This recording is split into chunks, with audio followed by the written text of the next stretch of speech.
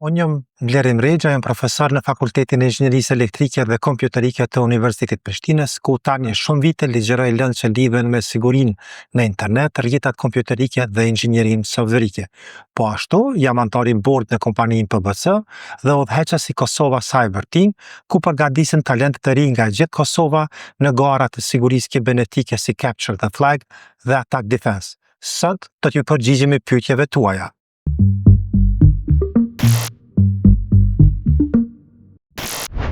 Fisniku po pyet, a me pranu ajo cookies? Cookies në fakt janë tekste të shkurtra që browseri gjithsesi shpletuesi juaj i vendos në laptopin tuaj, ashtu që më vonë paraqitja e gjuhës dhe settingsave të tjerë të jetë më e lehtë për ju gjatë shpletimit. Në fakt këto cookies janë pothuajse të domosdoshme, por çka është shqetësuese, janë cookies të cilat e përgjojnë gjithsesi të profilizojnë shfrytëzuesin dhe të këto cookies nuk duhet të pranohen. Paramendojeni një rast kur ju vizitoni një faqe, themi një dyqan këpucësh dhe në 30 të ardhshme dhe gjithë shfletuesit keni reklama nga këpucët. Këto ju vijnë pikërisht nga cookies. Andaj nuk duhet i pranoni të gjitha cookies dhe vetëm ato të domosdoshme. Shfrytëzuesi me emrin Anonymous pyet, qysh funksionon VPN dhe ashtu për një me anonim? Në fakt tani këtu edhe shfrytëzuesi është anonim, edhe për me shpjegu se si funksionon një VPN, duhet njohim se si punon interneti, që në fakt VPN është një kanal brenda internetit dhe të gjitha shënimet mbesin të enkriptuara dhe shfrytëzuesi paraqitet me VPN-in, gjithsesi me IP adresën e VPN-it. Të marrim një shembull, nëse kemi VPN-in themi në Vjenë, atëherë të gjitha vizitat që i bëjmë në kudo në internet paraqiten me IP adresën që VPN serveri na jep në Vjenë. Dhe për çdo faqe njihet sikurse të ishin qasur nga Vjena. A jemi këtu anonim? Jo, këtu jena me kredencialet që jemi regjistruar në VPN dhe mos të harrojmë në çdo faqe, në çdo shplet që përdorim në Facebook, Instagram, ne duhet dhëm kredencialet tona dhe kjo nuk na bën pastaj anonim. Qoftë që lidhet me VPN, qoftë përmes Wi-Fi-s publike që kemi. Blendina pyet, a është më i sigurt një password i gjatë apo two-factor authentication? Në fakt kjo është një pyetje shumë e mirë, edhe passwordi i gjatë edhe two-factor authentication shërbejnë për qëllime të ndryshme.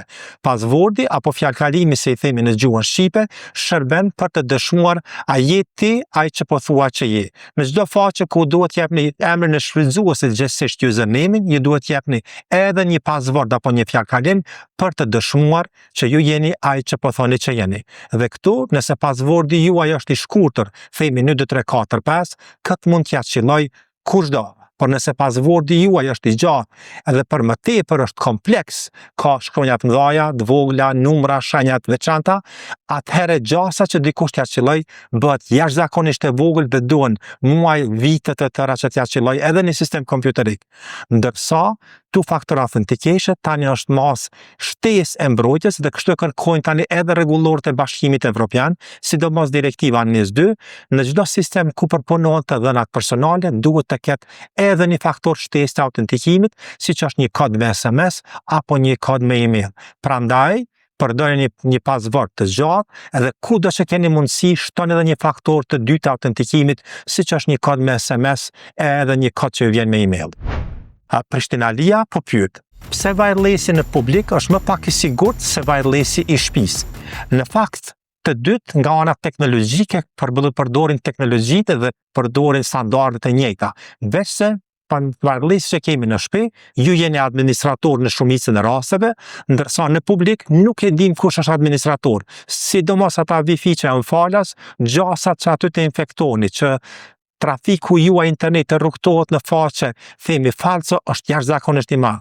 Andaj shmangeni rrjetet publike, sidomos kur keni transakcione bankare, gjithsesi veprime sensitive, asnjëherë mos u kyçeni në wireless që duken si falas, sepse aty mund të jetë pikërisht prania juaj, shënimet juaja mund të jetë monedha që me cilën e paguani. Natyra po pyet, a mundet provajderi internetit me pa krejt që kanë bënë në internet? Në fakt krejt që keni bojo, por pjesën më të madhe mundë. Sot, krejt trafiku në internet përdor protokollin HTTPS dhe kjo S qëndron për security, që i bjen që krejt trafiku internetit është e enkriptuar, pra provideri juaj internetit nuk mundet me ditë përmbajtjen, sepse është e enkriptuar, por mund ta dinë destinacionin. Pra mund ta di nëse në ora themi 12 të ditës i qasën i portalit të mjekut, nëse masdite i qasën i një portali themi të filmave, më vonjë të lajmeve, dhe ai kështu mund të di sa kohë në cilën faqe po rëni.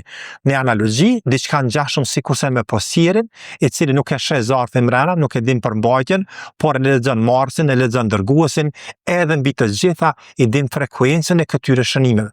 Dhe këto të gjitha quhen metadata dhe këto janë pothuajse më të rëndësishme për profilin tuaj.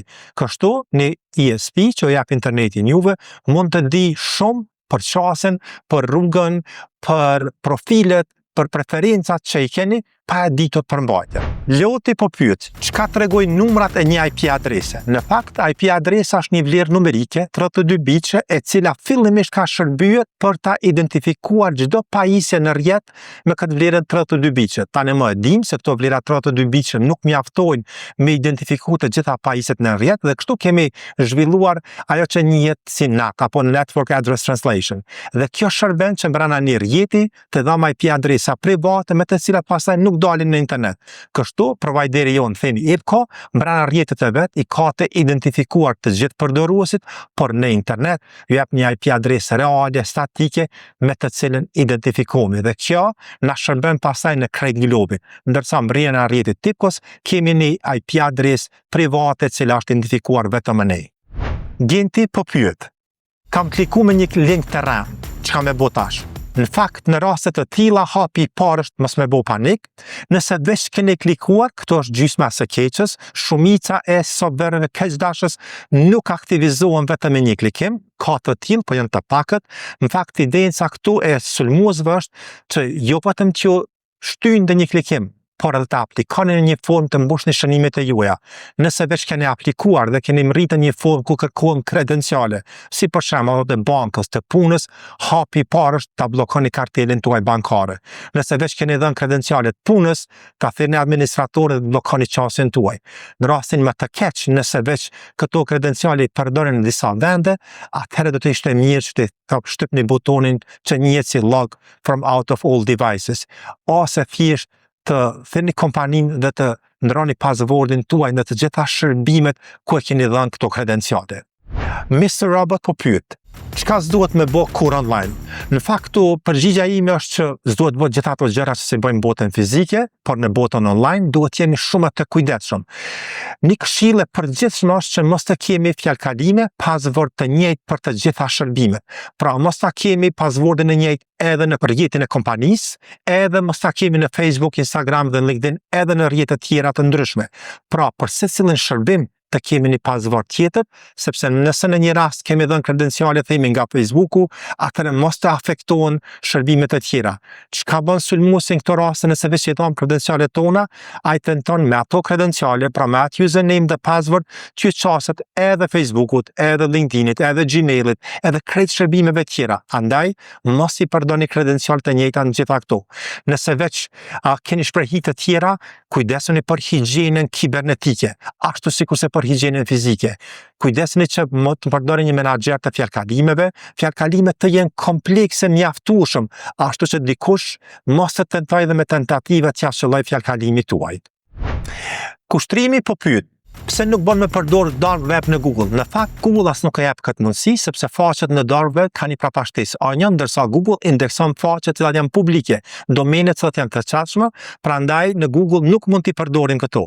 Edhe mendimi im dhe rekomandim sa më larg dark web. Teknologjia nuk mësohet në dark web, por teknologjia mësohet në laborator dhe në mjedise të kontrolluara. Toli po pyet, a është rrezikshëm dark web? Në fakt, teknologjia nuk është rrezikshme, por qëllimi pastaj është rrezikshëm. Nëse në dark web, ku jeni anonim dhe e cila ka pas për qëllim në fillim të zhvillimit të saj që shfrytëzuesit, qytetarët të shprehen lidhshëm, pa pasur rrezik që më vonë të ndeshkohen për mendimin e lidhur, për informacionet që i ndajnë, atëherë mund ta përdorim, por teknologjia nuk është e rrezikshme, qëllimi e bën të rrezikshëm. Për më shumë, edhe në fakultet, ne mësojmë studentët në ambiente testuese virtuale që të përdorin këto dhe jo në ambiente reale. Pra sa më larg duart dark web. Iliri po pyet, qysh mundet një shtet me bloku qasje në internet? Ne kemi pas tani shembuj të tillë, rastin e fundit kur Shqipëria bllokoi TikTokun dhe kjo teknikisht është e thjeshtë sepse thjesht shteti i urdhëron ofruesit të shërbimit të internetit apo ISP të ndalojnë domenin e caktuar, themi tiktok.com. Edhe kësaj të gjithëve ju ndalohet qasja në këtë domen. Pra thjesht nuk bëhet përkthimi dhe DNS serverat e atij shteti nuk e bëjnë këtë përkthim. Pra është ngjashëm sikurse nga telefon buku jon të fshim numrin e telefonit një kontakt, është aty, por nuk mund ta thrasin.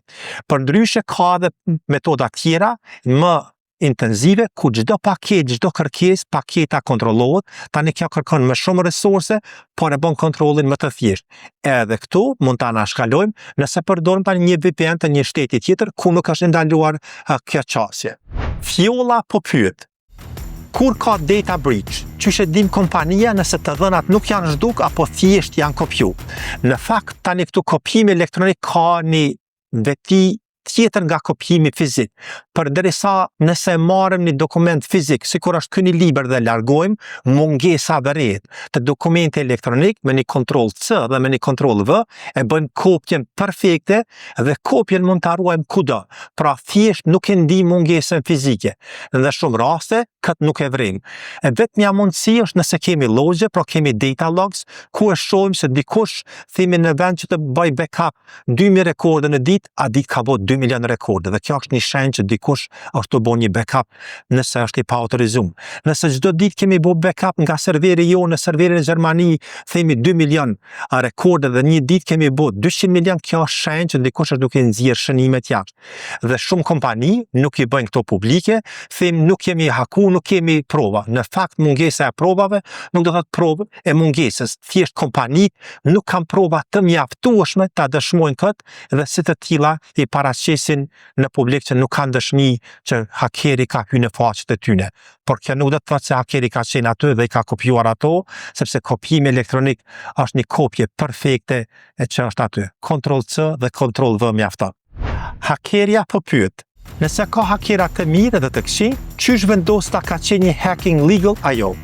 Në fakt, edhe në Kosovë dhe në shumë vendet e Bashkimit Evropian, kjo është e rregulluar me ligj, vetë tentimi për qasje në faqet nëse nuk kemi autorizim, konsiderohet vepër penale.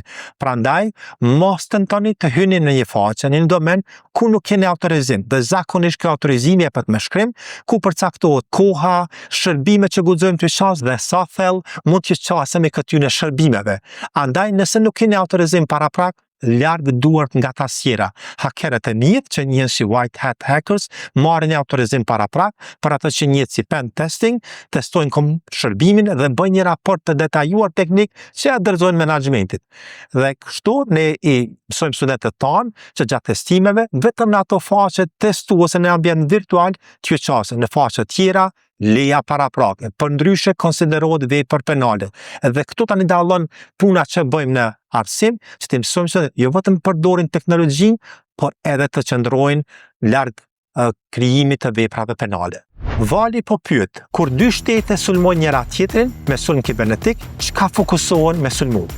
Në fakt, sulmi kibernetik tani është sulmi i parë që ndodh me shteteve. Tani jemi dëshmitar të luftës në Ukrainë, dhe aty jemi dëshmitar të krejt sulmeve kibernetike. Na kishim tani një profesor musafir këtë vit në Universitetin e Prishtinës nga Marshall University dhe ai na tregoi disa detaje edhe nga kjo strategji ushtarake. Në fakt, sulmit, asaj që i themi sot kempsoris, i paraprin gjithsesi sulmi kibernetik. Dhe ku fokusohen shtetet në ato që shërbime që janë vitale për shtetet, edhe këto sot konsiderohen infrastrukturë kritike, siç është telekomunikacioni, energjia, uji, e kështu me radhë. Mjafton të bllokohet qasja në banka, edhe bankat të mos punojnë, mjafton të ndalet energjia elektrike dhe të gjitha shërbimet të bien e kështu me radhë. Pra shtetet fokusohen në ato shërbime që janë kritike për mbajtjen jetë të qytetarëve. Okej. Shfrytëzuesi me emrin Steve Jobs pyet, a është e vërtetë që nëse keni iPhone, policia nuk mundet me të bëhet? Në fakt të përshkon edhe Steve Jobs edhe me iPhone, kjo jashtëzakonisht e mirë, emri i shfrytzuesit, dhe kjo është reklama që kanë, po lidhen prapë me profesorin nga Amerika që patëm, edhe ai ndajti një rast me studentët tanë, që është publik, dhe që unë dua tani ta ndaj edhe me ju. Në rastin kur u sulmua presidenti i Amerikës Donald Trump në atë tentativën e sulmit ku pasoi vetëm një gërvishje në vesh nga atentati, sulmuesi kishte në xhepin e vet një iPhone me kërkesën e organeve ligjore të SBA-s të drejtuar Apple, që qësasën shënimeve në cloud të enkriptuara, Apple e refuzoi duke thënë se nuk e ka çelësin e dekriptimit. Që kanë bërë shërbimet sekrete Amerikës, me vrima që ekzistojnë në teknologji, kanë arritur të zbulojnë qasën në iPhone dhe të marrin shënime të mjaftueshme që të konkludojnë që sulmi ishte i vetmuar dhe jo i orkestruar nga një sulm terrorist. Pra gjithmonë ka orkestrime, vrima të sigurisë në çdo pajisje. iPhone njihet dhe Apple njihet për fshirjen e këtyre vrimave, edhe siguria është më e larta, por kjo është një garë me sulmuesve dhe hakerëve dhe inxhinierëve të kompanisë që çdo ditë mbyllin vrima të sigurisë. Prandaj siguria kibernetike nuk është diçka statike dhe që sot jemi sigurt. Ky është një proces që ndron çdo ditë, përmirësime çdo ditë dhe vrima të reja çdo ditë. Sindorela po pyet, çish mundet policia me kap një krim kibernetik nëse ka përdorur VPN dhe wireless publik. Në fakt e treguam edhe më herët, por VPN-i na jep ne vetëm një IP adresë të VPN serverit. Mos harrojmë për përdor një VPN, duhet kemi një username dhe një password, pra kemi tregu kush jena. Nëse logun tani me VPN nuk e ka provideri jo në Kosovë, pra nuk e ka kujtesa nëse marrim një shembull, e ka VPN serverin e Vjenit. Kështu që policia e Kosovës, nëse ka një dyshim, do ta pyet kujtesë IPCON këtë rast, pastaj providerin në Vjen, i cili do t'jap kredencialet tona dhe kështu do të vim të themi të IPCON në Kosovë. IPCON në Kosovë do të thotë, këti përdorësi ja kam dhënë këtë IP adresë, e cila kjo IP adresë lidhet me një Wi-Fi publike, themi në rrugë 66. Policia do shkojë në rrugë 66, në kohën e caktuar do t'i marr kamerat, do të pyes dëshmitarët okular ashtu dhe kështu me një social engineering do të mbledhen shënime të mjaftueshme cilat do t'i shërbejnë pastaj hetuesisë për të ngritur rastin. Pra, nuk jemi anonim edhe nëse përdoren një VPN, edhe nëse përdoren një Wi-Fi publik. Për këtë qëllim duhet masa shtesë, pra për të mbetur anonim, është një procedurë komplekse që duhet një standarde shumë komplekse dhe në rastin konkret njeriu është hallka më dobët dhe aty zakonisht dështojnë. Dielli po pyet, a jemi të shku drejt një ardhme ku interneti ka me pas vetëm bots të fol njani me tjetrin? Në fakt, diell këtu nuk jena të shku, këtu veç jena në gjysmë të rrugës, këtu veç jena të shku në drejtim. Sot, pjesa më e madhe e kontentit apo e përmbajtjes është duke krijuar nga inteligjenca artificiale apo nga bots. Në fakt, në bots kemi pas që moti, kemi pas API që i thrasin aplikacione të ndryshme, kemi pas përmbajtje që u gjeneru për aplikacione të tjera, por tani, me paraqitjen e AI, kjo kam rri në një formë jashtëzakonisht të madhe. Po mendoj tani e tutje, sidomos në 10 vjeçarin e ardhshëm, pyetja kryesore ka me qenë, a është kjo përmbajtje, ky kontent i gjeneruar nga njeriu apo nga AI? Dhe sot, shumica e kontentit që postojmë në rrjetet sociale e ka label AI content. Thjesht për të dalluar. Pra sfida jonë në 10 vjeçarin e ardhshëm ka me qenë, a është ky përmbajtje, ky kontent i krijuar nga njeriu?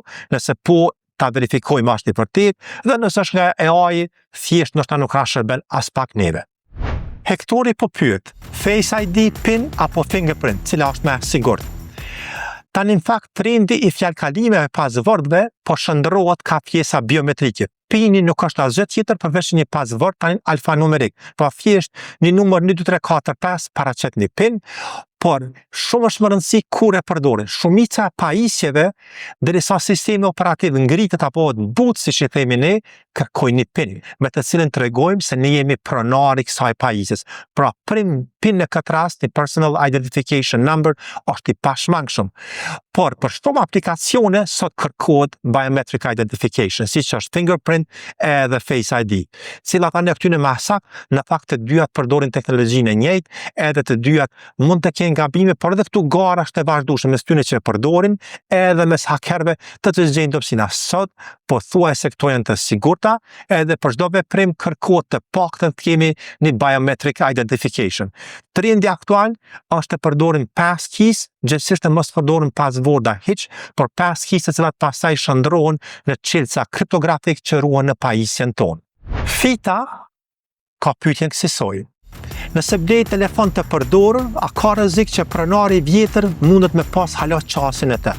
Po, nëse blej një telefon të vjetër, edhe kjo është mënyra më e lehtë dhe më e mirë me shpërndarë një virus, me shpërndarë një program të mbikëqyrjes, duhet të siguroheni që telefoni është resetuar në ato settingsa që njihen si factory settings. Nëse blej një telefon të përdorur ku ju menjëherë mund ta përdorni, duhet të keni shumë parasysh që telefoni mund të ketë një software të mbikëqyrjes, i cili themi analizon krejt sjelljet tuaja, trafikon, shënimet, SMS-at dhe këto i dërgon ato që njihet një control command center. Prandaj, nëse merrni telefon të përdorur, kujdesni ta resetoni në ato që njihet si factory settings. Fatjoni pyet: nëse vjen një SMS prej një institucioni, çysh mundesh me dallu a është scam? Në fakt, sot dërgimi SMS-ve është një procedurë standarde që komunikojnë shumica institucioneve, por çka është aty tani, themi që dallon një scam për një SMS-i njoftues institucionit, që bankës, universitetit, kompanisë, është urgjenca. Shumica e hakerëve tani punojnë me pjesën sociale të njeriu dhe njeriu kur është në urgjencë tenton të kaloj të gjithë mekanizmat e sigurisë. Faleminderit gjithëve për pyetjet shumë profesionale dhe të domosdoshme. Siguria kibernetike, higjiena kibernetike është çështje që i takon edhe një 7 vjeçari, edhe gjysheve tona. Andaj siguroni që në botën digjitale t'jeni sigurt. Faleminderit gjithëve. Shihemi në edicionet e radhës.